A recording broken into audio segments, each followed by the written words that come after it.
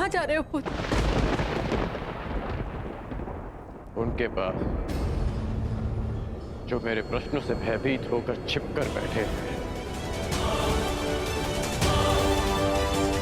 सूर्यदेव के पास।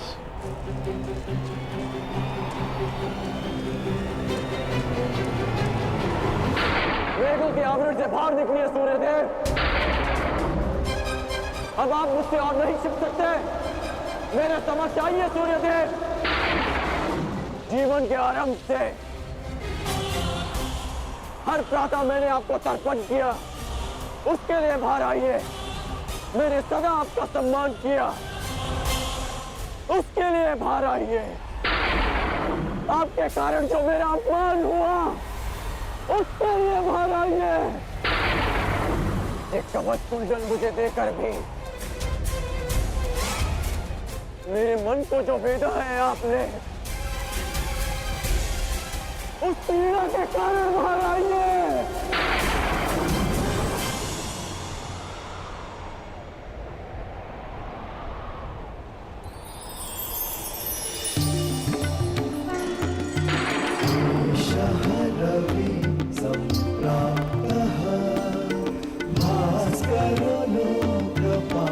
पुत्र कर्ण,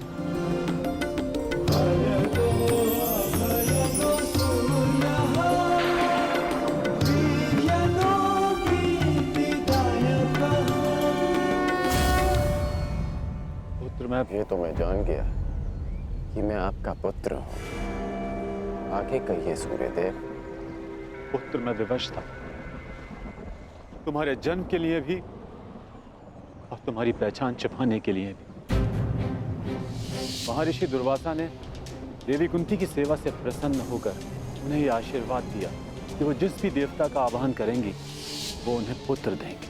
देवी कुंती बालिका थी, उन्हें लगा कि कहीं ये वरदान मिथ्या तो नहीं, और उन्होंने खेल खेल में मुझे ये आह्वान दिया और वरदान से विवश होकर मुझे उन्हें अपना अंश देना पड़ा।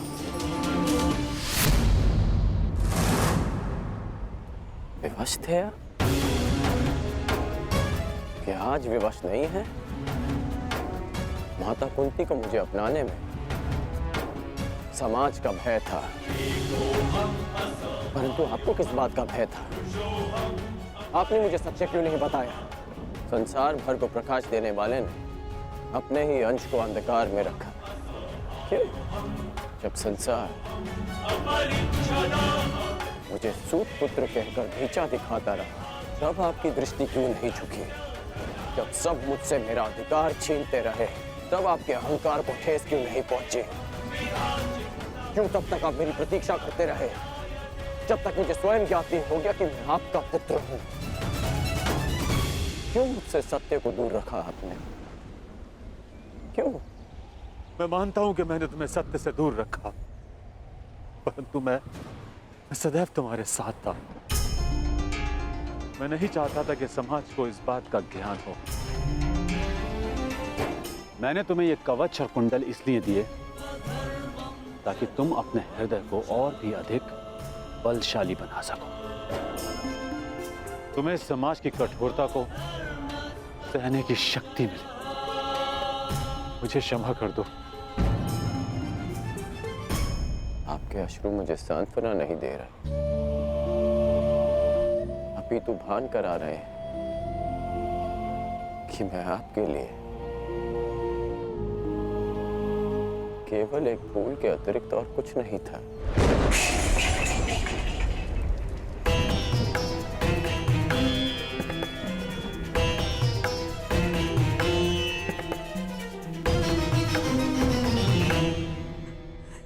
हे ईश्वर, मेरे पुत्र की सहायता करना।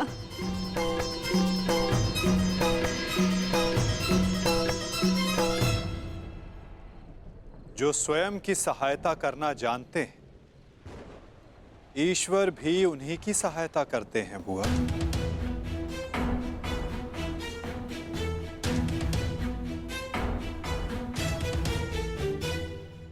मैं सदा आपकी पूजा करता रहा, आपको तर्पण देता रहा, और भविष्य में भी मैं ऐसा ही करूंगा।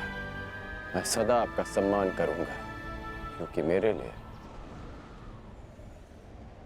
आप सदैव सबसे शक्तिशाली रहे। मेरा मन मलिन है आज, परंतु मेरे मन में आपके प्रति कोई मेल नहीं। पुत्र, एक बार अपने मुख से आपके जाने का समय आ गया है। कल प्रातः आपको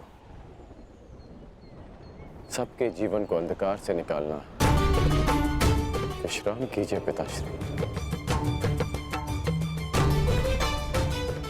कल्याण हो तुम्हारा। ऐसी अवस्था में भी तुमने अपने पिता को तृप्त किया। धन्य हो तुम, दानवीर कर्ण।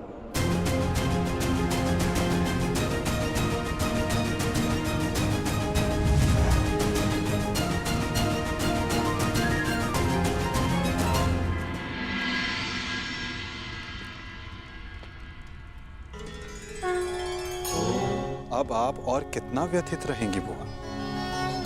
आप अपने कर्मों को संसार से छिपा सकती हैं, परंतु अपने कर्मों के फल को आप स्वयं से और कितना छिपाएंगी?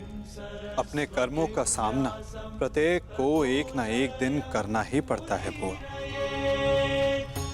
परंतु उसका सामना कैसे करूंगी? क्या कहूंगी उसे इसके समक्ष आकर?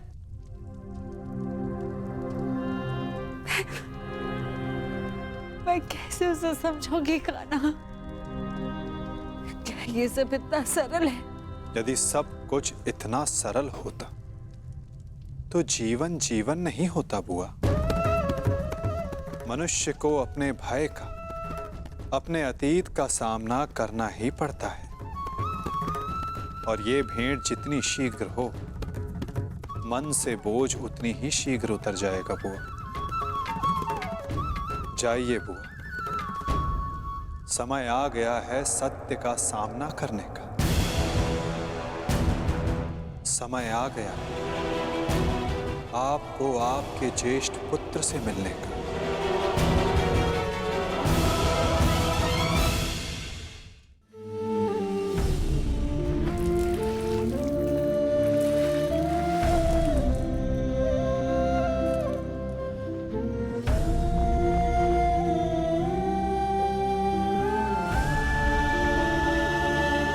दान चाहिए पुत्र, दोगे?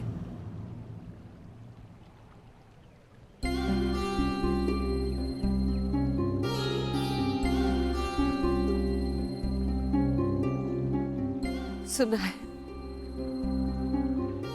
प्रातःकाल सूर्य को अर्घ देते समय यदि तुमसे कोई कुछ भी मांगे तो तुम कभी मना नहीं करते, उसकी इच्छा पूरी करते हो। इसलिए मैं भी कुछ मांगने तुम्हारे समक्ष आई हूं। क्या इस दुर्भाग्यशाली माता को क्षमा दान दे पाओगे पुत्र?